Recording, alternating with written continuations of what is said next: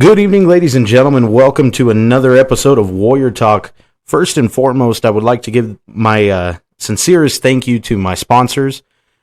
We have APO Express, which is where we're recording at today, my mother's business, Candyland, Keswava Cafe, Loma Theater, and as always, 6112 Entertainment. With me today, I have a very special guest, very highly anticipated. I made a Facebook post about it not too long ago. Actually, it was quite a while ago, and I got a pretty big response for it. So this is a high anticipated episode. So, without any further ado, we have ourselves the man, the myth, the legend, Felipe Chavez, making his BKFC debut this weekend at Tingley Coliseum. Felipe, take it over. Thank you, Moy. Hey, Socorro, New Mexico, my hometown. Man, I'm happy to be here home. I'm happy to come home, and I get to come home and do what I love doing. I get to come home and I get to throw down.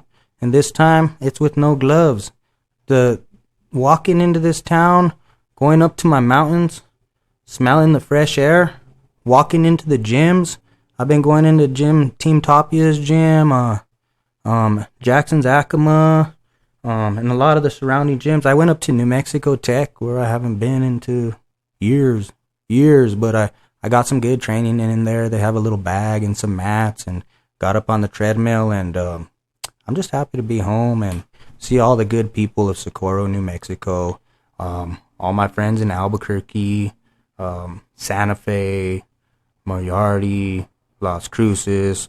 I'm just running into the people all over the place, and it feels great to be home. I'm excited to come home and do what I love doing. Well, you know what? We're excited to have you. And we were talking about a little bit earlier before we started recording about your training camp and stuff. And we're super happy to have you back here at home and representing Socorro. I mean, I'm sure that you're representing other places as well, but being that you're from here, from this small little crazy town, yes, we're going buck wild for you. But how did training camp go? Man, I've had a great training camp. God's really been working in my favor. Injury-free, perfect timing, positive energy. I got my good friend Chris Avila, who is a black belt under Greg Jackson's. He was a teammate of mine. We both fought professional cage fighting, did a lot of jiu-jitsu tournaments and things along that line. And then later on down the road, he when he retired from fighting, he started coaching. He coached me for my last 2 MMA fights, and somehow, some way, Jesus brought us back together, and we live about 20 minutes from each other now. So we've been training together for about a good year now, putting in work every day, every single day, and it's just been great. I also have an old teammate of mine, Jimmy Rayborn, who is one of the coaches up at Jackson's Acoma School. Jimmy and I go way back. I'm talking years, 15, 20 years. Good friend of mine. He's been working with me. So with our three minds together, Chris Avila, Jimmy Rayborn, Felipe Chavez, we're some old school fighters, and we have a good game plan. I'm fighting a guy out of Rockport, Louisiana. His name's Michael Mano. He has a BKFC experience. The BKFC promoters and the world has a high anticipations for the guy, and I'm ready to take him out. We're ready to see you take him out. I mean, let's get down to the nitty gritty here. So, you're a family friend of ours. You've known me since I was real little, and same way. But you and my dad had trained with each other, which, if you could hear that jingling in the background, that's the man, the myth, the legend himself, Mr. Moises Castillo, Senior. But you and my dad have trained with each other and have, probably duked it out a couple times and whatnot. So, just making reference to your previous experience in fighting, how is that benefiting you going into what they call a young man's sport? Oh yeah, man. I'm coming in with a lot of experience. Like you were saying, me and your father Moy, we trained together when we were kids. I started boxing 9 years old. My dad always taught me, judo and wrestling and the things that he knew, that he learned from my Uncle Edwin, and that he learned from his brothers, my Chavez family. Whenever Moy and his family moved here to Socorro, New Mexico, Moy and I became friends right away. I was a little tiny, skinny guy, and he was the biggest guy in the school, man. But we were partners, man. We were partners in crime. We did a lot of boxing training together, along with Pelon Pete Silva, who was a good friend of the family as well. And your grandpa, he, I'll never forget the first time I trained with him. He got my neck, and we did this neck exercise, and he moved my head around, and man, I got up, I felt like I was drunk. I had never had a neck workout like that in my life. But you know what? That workout stuck with me my whole life, and now I got my son, Elijah Chavez, and my son, Gabriel Chavez, who I'm training. They did this whole camp with me, along with my coach's son, Jude. And I get them with that little neck thing, and they get up, and it's so cool, you know. But things like that are things you never forget, things that you pass down generation to generation, you know. And it's something that me and my boys can do together. And this fight it's bringing my whole family out here, you know. People from all over New Mexico. I got people coming out from Texas. I got friends coming from Las Vegas, Nevada, to Arizona, you name it, you know. But I'm just happy to be home, man. I'm excited to be home, and I think my experience is gonna have a big key in this fight. The guy that I'm fighting, he's 28 years old. He's a young buck, you know.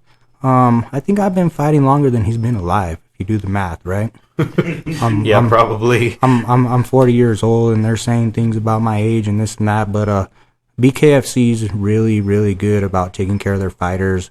They make sure you do all the doctor stuff. I had to do CAT scan, MRI, EKG of my heart, everything. In every doctor office that I walked into, they told me that I was the healthiest person they have ever seen in their doctor's office. According to science, I'm only 27 years old. So everybody was saying, oh, you're too old to fight, this and that. There you have it. I take care of myself. I learned about intermittent fasting. If anybody knows about intermittent fasting, you need to do it. It talks about fasting in the Bible, and I've been doing a lot of fasting. Jesus is working in my way. Jesus is huge in my life right now, in my kid's life. He's just helping me. But the intermittent fasting helps repair damaged cells, right? And yeah, like I was wearing glasses for a while.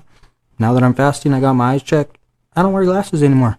I couldn't believe the doctor. I went and seen another doctor the next week, and they're like, no, you don't need glasses.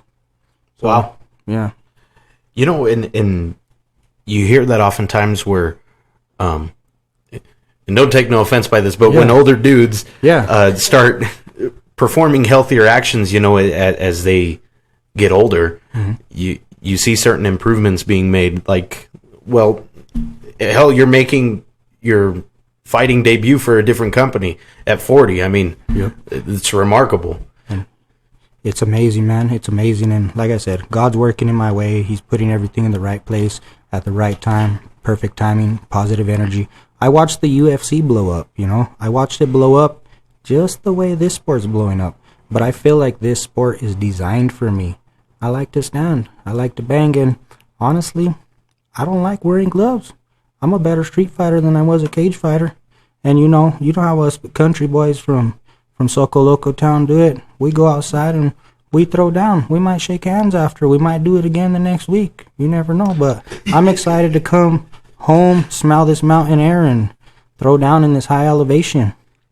You know, that was a big thing that really attracted me to the sport, because I was telling you earlier how and I feel bad for my dad because of his extensive career in fighting, but I never really did catch on to it. You know what I mean? I did do contact sports and whatnot, but football was always my deal. But when it came to like the first ever BKFC that I went to, I believe, and Dad, you can nod your head yes or no, I think that was the first live bout that I had went to see. Yeah. And I get it now. You know what I mean? Oh yeah. I saw it. I felt the energy. I wanted a piece of the action. Granted, I'm not using that as an excuse to even attempt a boxing career or anything like that. I'm nowhere near that. Okay, my days are over. I work at a desk, but Hey, you're smart, man. I'm proud of you. I'm proud of you. You know, you never want your kids, when you're a fighter, you never want your kids to be a fighter. You really don't. You know, if they want to do it, of course we're going to support them, but you don't want your kids to be a fighter. Well, by the way, my dad was nodding. I guess that's been proven true. Yeah. But anyway, circling back to what I was, the point I was making, you know, you are the second person who is in close relation to me and my family that is doing BKFC.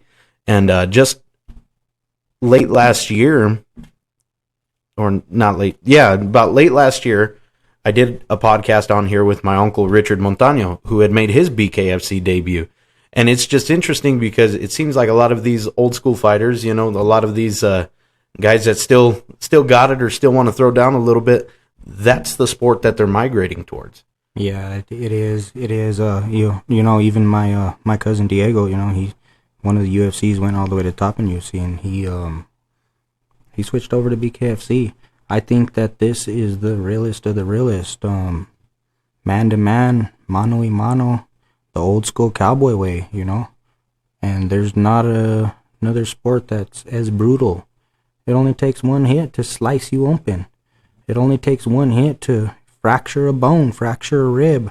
So it's the real deal, you know. And Richard Montaño, I watched his fight. Man, I was proud of that guy. That's one tough guy. We trained together. We used to wrestle together when we were kids for the Socorro Warriors.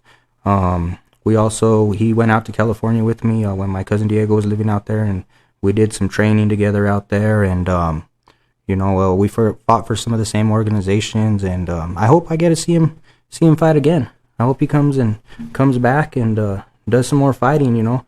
I heard the guy that he fought was kind of talking some smack, saying eat some sopapillas, this and that. And the guy he fought's actually his younger brother's a good friend of mine. But you know what? After I did my first bare knuckle sparring, I started eating a heckload of tortillas and sopapillas. You know what? In this bare knuckle, you need a little extra coat. So you can say whatever you want. I'm a Mexicano. I'm a nuevo Mexicano. And I ain't giving up my tortillas for no six-pack. I got that Mexicano shield protecting me. It's protecting my ribs. It's protecting my collarbone. It's protecting my jaw. And shit, I'm proud of my sopapilla body. See, I'm glad my grandma doesn't speak English, because she would use what you just said as a reason to give me one more plate. You know what I mean? You know, and honestly, it's been the hardest part about being home is not being able, because I have to. When I started camp, I was 218 pounds. I was pretty big. I was lifting weights and whatnot. And you know, muscle don't mean nothing in a fight. It's about being fast, being strong for long, right? The guy I'm fighting, he's all juiced up. He looks pretty big. Looks pretty swole. Your blood has to pump. I mean, your heart has to pump a lot of blood to move all that muscle around, right? I want to be like a cat. I want to be like a kangaroo. Yeah. I want to be like a racing horse. And that's what I'm coming like. I'm coming like a vicious mountain lion, and I'm going to destroy this guy. I'm more ready than I've ever been for battle in my life. That's super exciting to hear. If I'm being completely honest, I really cannot wait to see the outcome of this fight. You know, taking it back a little ways again, what differs now from when you originally started your fighting career? Like what kind of reignited the flame and said, you know what? I need to make this positive change to better myself. Well, man, I started watching Leonard Garcia, who was an old teammate of mine. I started watching him do bare knuckle, and I was like, man, that looks pretty cool. And I started watching more and more. And then my cousin started doing it. He switched from UFC, and I was like, man, I want to do that. But I was 257 pounds. I was drinking. I was done fighting. I was like, yeah, I could drink whenever I want. I could eat whatever I want, you know. And I seen it, and I was like, you know what? I'm just gonna take one last run. So I started training. I did a couple bare knuckle fights underground in Dallas, super heavyweight, and I had real quick knockouts. You know, they weren't sanctioned events or anything like that. It was in the middle of COVID, I was like, yeah, I still got it. So I started training. I started training again. I quit drinking completely. Probably been almost 2 years since I've drank. And just, started getting as close to God as I can. And just my little boys, man, I got special little boys, and they wanna box. So they've been boxing with me, doing the whole camp, and just, God's really just, he's working in my life, man. And I'm seeing changes. Like everywhere I turn, I'm having blessings, blessing to the left, blessing to the right. And Jesus is just bringing the right people in my life. So it's my time. This is my last run. I'm 40 years old. I got maybe 5 years left in me. But I think my experience and my hard work. I'm a hard worker. I train 2 hours in the morning before work. And then I go work 10 hours. Then I get out. I train another 2-3 hours. I usually do, 19 to 20 rounds of boxing every night. So I'm ready to go. In this sport, you can do clinch. You can do like one arm clinch. You can do underhook, where my Muay Thai and my grappling skills are gonna come into par right there. I did train with two guys from Thailand that I brought into my gym in Las Vegas, Nevada, when I was living out there. One was a 7-time world champion of Thailand, and the other one was an 11-time world champion of Thailand. And you guys know Thai boxers, to be a champion in Thailand, you got to be the cream of the crop. I learned a lot of good clinch work from those guys, along with the stuff that I learned from all my grappling tournaments and my MMA fights. Yeah, man, it's gonna be good. I feel like I'm gonna have the advantage. I'm gonna be able to tie this guy up whenever I want to, and light him up. Light him up. And speaking of Las Vegas, speaking of Socorro, I've lived and traveled and fought all over the place. I fought in Hawaii. Fought the number 3 ranked guy in the world. I want a challenge. I'm not trying to. They have high anticipations for this guy I'm fighting. I'm not trying to pick and choose who I fight. I want to fight the toughest guys. If they would have let me fight the champ right now, that's who I would fight, because that's the biggest challenge, right? I've never been anybody who tried to pick and choose my fights. I really don't even care about my record. I want a challenge. I want to fight the toughest guys. I don't want to just go beat someone up. That's what you call a bully, right? I went, I fought, I traveled, I've trained with a bunch of tough guys, and I will tell you right now, the toughest guys in the world are in New Mexico. Some of the toughest people I've ever ran into come out of Socorro, New Mexico. Little tiny Socorro, New Mexico. But you know what? We're tough. We're some tough-ass gangster cowboys out here. That's the truth. That's the damn truth right there. You know what? And you speak a lot about a challenge, and I really can't think of a better challenge than standing toe-to-toe, no takedowns, no nothing, just shot for shot. No gloves. That's got to be the biggest challenge. It is, man. It is, and it's fun, to be able to just go and throw down and not go to jail or get a lawsuit or make enemies and have to, go fight their uncle and their cousin and their brother and everybody after. It's a great thing, Hopefully, maybe me and Mano will train together after I whip him, You never know. Maybe later on, Mano's son and my son might meet up down the road and they could be talking, like me and you are talking, Yeah. It's cool. It's cool stuff, Martial arts and fighting has opened up a lot of doors for me. I've made a lot of good friends, met a lot of good people. And speaking of connections and friends and stuff, I'm going to circle a little bit away and just let you know how thankful I am that you reached out and said that you would like to be a part of my little show here. Oh yeah. I'm proud of you, Moy. I see you doing things, man, and you're working in the community and you're helping a lot of these kids and a lot of these athletes, and you're helping people in Socorro who are doing good things, positive things. You're helping them to be recognized, and that's an awesome thing. It's beautiful, man. It's beautiful. I seen your interviews. I watch your interviews. I listen to your interviews, and it's good, man. It's it's good for my soul to see things from my hometown, from where I come from, So I'm proud of you, man. This is an honor. This is an honor to me, especially being, growing up with your dad and your mom, and knowing both of your families on both sides. This is pretty cool. Well, thank you very much. The honor's all mine, really. Super, super excited to have you on and to be able to converse with you in such a fashion. ladies and gentlemen, I was so excited. I kind of broke into my mom's shop and said, "Hey, we'll set up real quick and do a recording." This isn't my typical recording place. We have a that coffee shop down the way, Kiswava Cafe. Okay. And they let me record there. But I mean, I was excited, and you gave me the call, said you were going to be in New Mexico. I said, let's do it as soon as possible. Hey, this is perfect for me. I had an injury last time I was here, which was like, I think it was June, or maybe it was before that. But I had a little injury, and everybody was like, yeah, go up there, and your mom hooked me up, man, and it instantly healed my injury. Instantly. So good stuff, man. And I wouldn't have it any other way. This is awesome. This is how we do things. Yeah, this is the way we do it in Socorro, huh? Just it's not about what you know, it's about who you know over around here. Exactly. Yeah, so you refer a lot to your cousin, and I'll go ahead and explain to the fans that are unaware who your cousin is or who you're referring to. That would be Diego Sanchez, who has several different achievements throughout multiple different fighting outfits, most notably UFC. Oh yeah. He he opened up a lot of doors for the MMA community, for mixed martial arts. Ultimate Fighter winner 1. He brought UFC to what it is now. He brought New Mexico to what it is now. He's a legend, not only in New Mexico, worldwide. And he's my brother. He's one of my best friends in the whole world. We've always been tight since we were little kids, And we trained as soon as I got to town. He was like, "Hey, Flip, where you at? Meet me at Tapia's gym in the morning." "All right, what time?"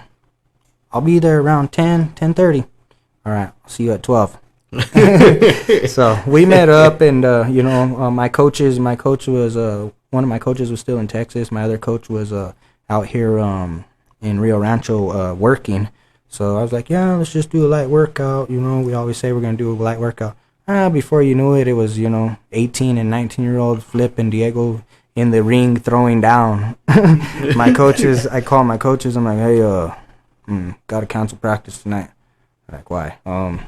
Me and Diego did some light sparring. They're like, yeah, right. We knew that was gonna happen. So it was good though. Me and Diego trained hundreds of fights together, and we did a lot of street fighting together too when we were younger. And we're brothers, So before all my fights, we always link up. Before his fights, I try to link up with him when we can. I believe Diego was in the first BKFC that I saw, and that was really interesting to see him fight because I've only ever seen him on TV or whatever, what I mean. But it was cool to see him in person and do his thing and all that stuff. Yeah, he did. He fought on that first one, the first card here in New Mexico. Diego, he's a main event fighter, so he was main event on the card. Got a lot of good things going for him right now. If anybody doesn't know, him and Teresa Tapia just got married. That was Johnny Tapia's ex-wife before Johnny passed away. But they're getting ready to open a new gym in the Cottonwood Mall, and it's gonna actually have a BKFC square circle. So it'll be one of the only gyms in the world that actually has a real ring, and the good old boys from New Mexico can go down there and get some good training and good sparring in a real life-size BKFC ring. Well, I'll be damned. I hope your cousin listens to this. Diego, congratulations. And Mrs. Sanchez, or does she still go by Mrs. Tapia as well? I don't know. I'm not sure either. But but yeah, that's really awesome that he's opening up a gym with a squared circle in it. That I know that it's really popular around here in New Mexico. And I know for sure it's probably real popular around the rural communities where, going out back is a thing. So that's really nice that there's a place relatively close to most people that they can go and train and get a real feel for how that works. Yeah, BKFC is really blowing up, and that's what this prospect series is about. They're doing prospect series to find new stars, and build new stars. So you fight on a card like this. There's a lot of amateurs and stuff that fight on the undercard. And so before the main card, the televised card, there will be a bunch of amateurs and stuff that are trying to get on the main card.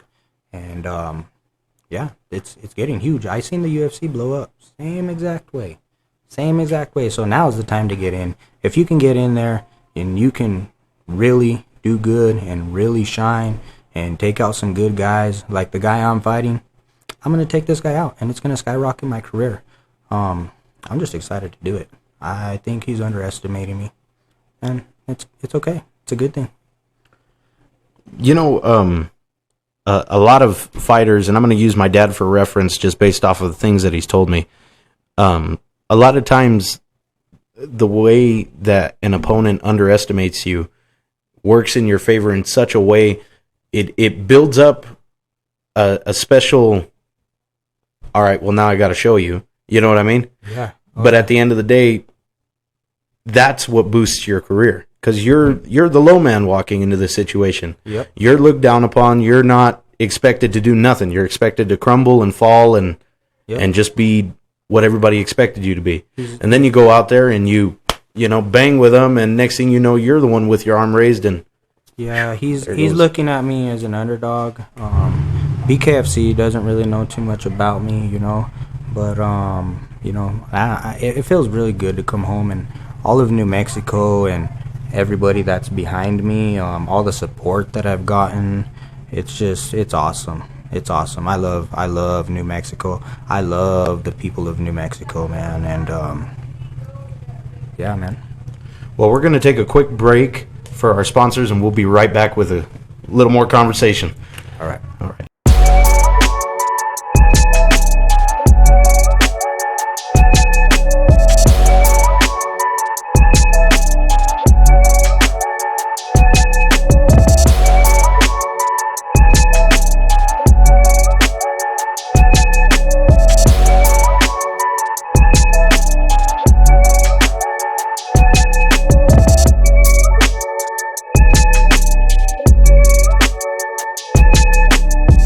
Welcome back.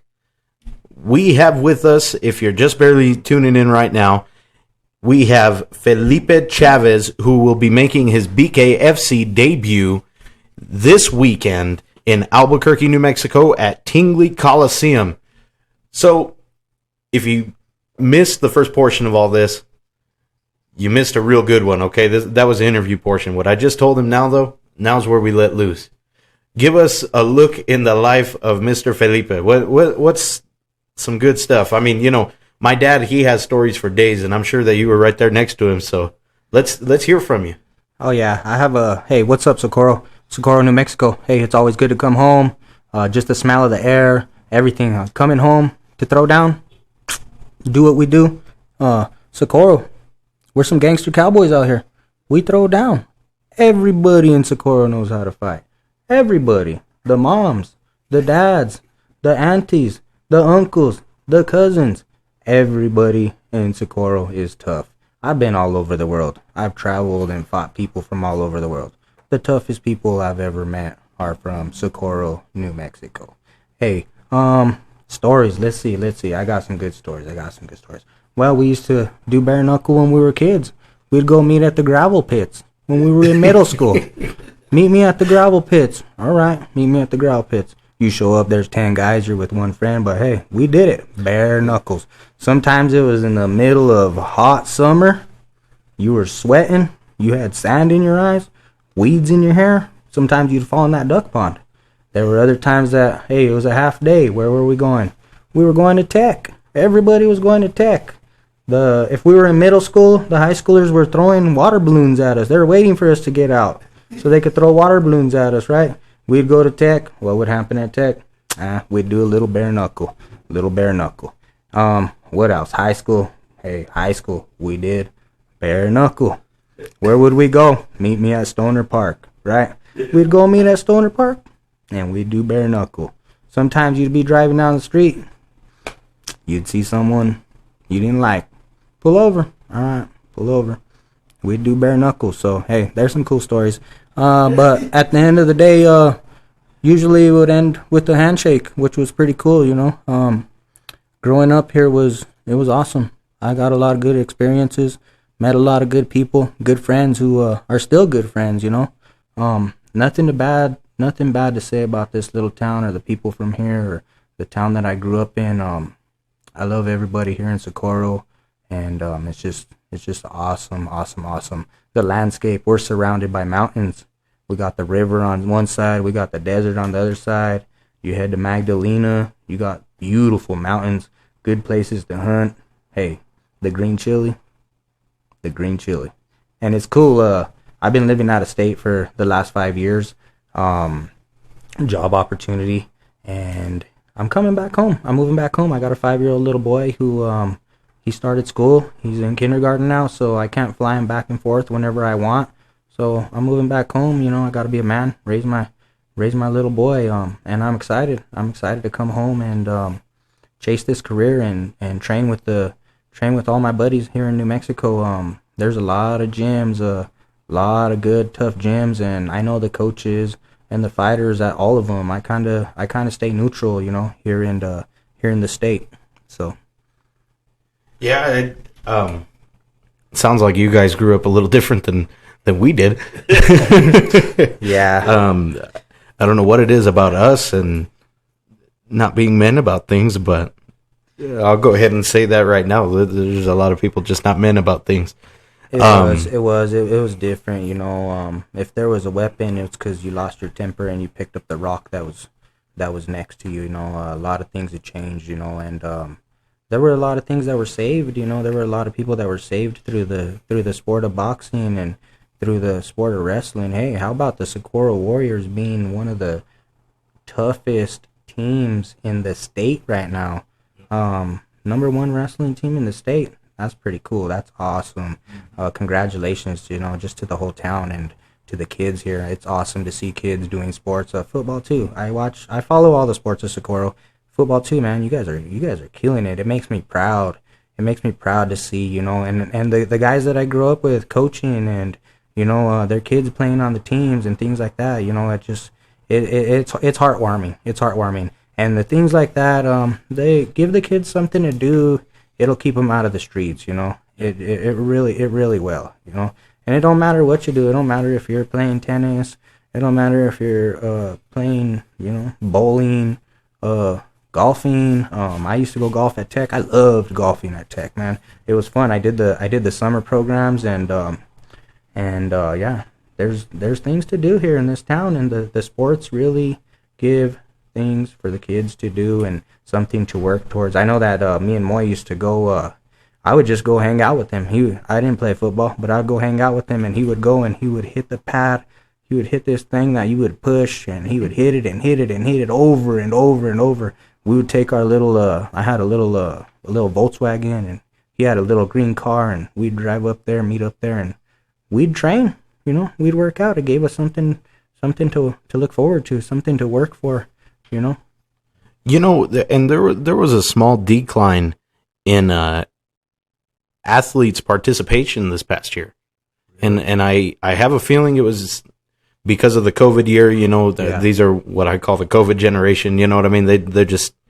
They're not acclimated to the way that things were. But from when I started up high school and really started taking my football career serious and stuff, it was the same difference. There was the guys that had the heart, and there was the guys that just wanted to be on the team. But it was never 50-50. It was always, we had a good 90% of the guys that they were there because that was what they do. That was the outlet. That's where they could forget about everything that could have ever happened that day, that month, that week, what have you. They were looking forward to that Friday. And that's what it is. A lot of people turn to alcohol and drugs. That's how they numb their pain. That's how they deal with their problems. Whenever you have a sport like football, anything, baseball, soccer, it don't matter what it is, For me, I like to get violent. I don't know why. I always have. I love getting violent. But I'm not a mean guy. Everybody who knows me, I'm a nice guy. I'm a good guy. I'm a warrior for the Lord, though. The more I've learned, I used to pray like I would get in fights and things, and I'd be like, Jesus, what's wrong with me? Why do I snap like this? Why do I get so violent? And the more I read the Bible, you know what? Jesus has warriors too. and that's what I am. I'm a warrior for the Lord, and I'm gonna be an example for the kids through this sport. You know, that's my biggest goal, is to be an example for the kids, not only my kids, but kids around the world, children around the world. If you feel the need to get violent, join a sport like boxing, join a sport like wrestling, you know, football, go and freaking hit, you know, there's sports for it. There really is. And, you know, Jesus needs warriors too. And, you know, we're warriors. That's what we are. You know, the biggest thing that I like, and I'm sure that you could relate to this, and I know my dad definitely can, it's the fact that when you damn near ruin somebody is when you get the most applaud. Yeah. Yeah. And there's no feeling like that. Because myself, you know, there's a lot of people tell you I couldn't even hurt a fly. But when it came Friday, I don't know who that guy was. I wish I still knew him, you know what I mean? Because I'm a little too nice again. But when it came Friday, that was a different story. I would, you know, so I understand it in a sense. Yeah, and that's what I tell my kids, you know, my kids, Elijah and Gabriel, and this is the time that you can be a bad boy, and that's what you're supposed to do. You're supposed to come in here and be a bad boy. Yep. Get crazy, jump around, let all that energy out. Yep. Now's the time. Release it, you know. Mm-hmm. And, you know, speaking of being an example, you know, usually for my fights, I have an after party, you know, and I've had several clubs in Albuquerque, and, you know, they got to pay me. This is a big event. They got to pay, you know, $1,000 to $5,000, you know, if they want to do any kind of sponsorship or anything, you know, because of the recognition of the sport, and it's a big sport, and I turned them all down. I ain't doing that no more. There ain't going to be no partying. There ain't going to be no after party, you know. After the fight, I'm going to go eat dinner with some friends and some family, and, you know, and that's what it's about now. I'm not going to go back spiral. I'm not going to go backwards, and I'm going to keep going forward. I'm going to get healthier. I'm going to get stronger. I'm going to keep on chasing this dream and setting an example for these children. Well, you know what? I can't think of any better way to end that. That's what it is. When it boils down to it, I feel like all athletic events, team sports, even singular sports such as bare knuckle boxing, regular boxing, Muay Thai, what have you, mixed martial arts as a whole, it all revolves around family. It takes somebody who may have never had a family and gives them a family. Yep. It takes somebody who does have a family and brings that family closer. Yep. So I can't think of any better way to end this. And you nailed it. You nailed it, you know, and with any team sport, you know, football team, you make brothers, and you make friends, and you become family. With boxing, you make brothers, you make friends, you become family. With any sports, I have people that, you know, that I fought in the cage against. I got people from different teams that, you know, maybe they were even rivalry teams that are like best friends of mine. Our kids are like cousins now, you know, and it's awesome, man. So thank you, Moy. I appreciate the opportunity, and hey, I love you, Socorro. I love you, New Mexico. Thank you for all the support. God bless you all. And thank you once again, Felipe. The honor is all mine. Once again, ladies and gentlemen, this is Felipe Chavez making his BKFC debut this Saturday in Albuquerque, New Mexico at Tingley Coliseum. Hope to see you there. This has been another episode of Warrior Talk. Let me say one thing. It's at Revel. They changed the location to Revel in Albuquerque. Oh. It's a new entertainment. It's a new entertainment place in Albuquerque. It's a beautiful facility, so they did switch it. Well, I'm glad you caught that. So it'll be at Revel. So be sure and look that up, and hope to see you there. Felipe Chavez once again. My brother.